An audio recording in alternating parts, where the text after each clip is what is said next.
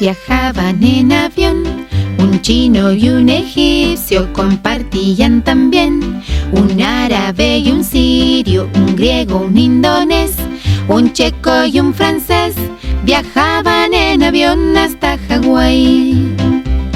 Un húngaro también, un portugués, un ruso, un alemán, un suizo, un belga, un japonés, un italiano, un español, un sueco, un coreano viajaban en avión hasta Hawái.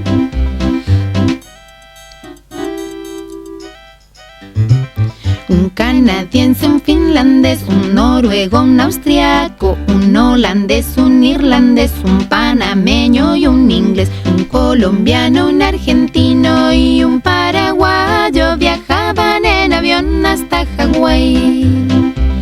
Un uruguayo, un chileno, un brasileño, un boliviano, venezolano, ecuatoriano, un jamaiquino y un cubano, tantos amigos muy contentos de compartir un vuelo, viajaban en avión hasta Hawái.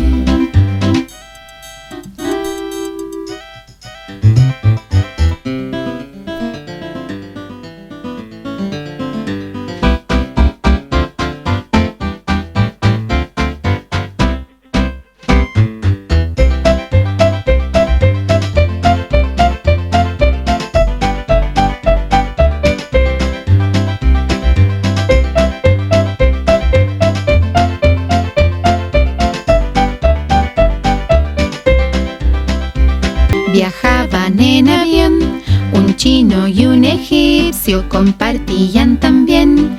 Un árabe y un sirio, un griego, un indonés, un checo y un francés viajaban en avión hasta Hawái.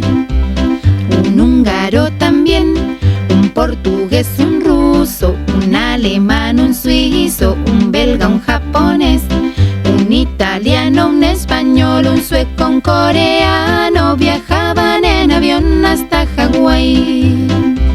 Viajaban en avión hasta Hawái. Viajaban en avión hasta Hawái.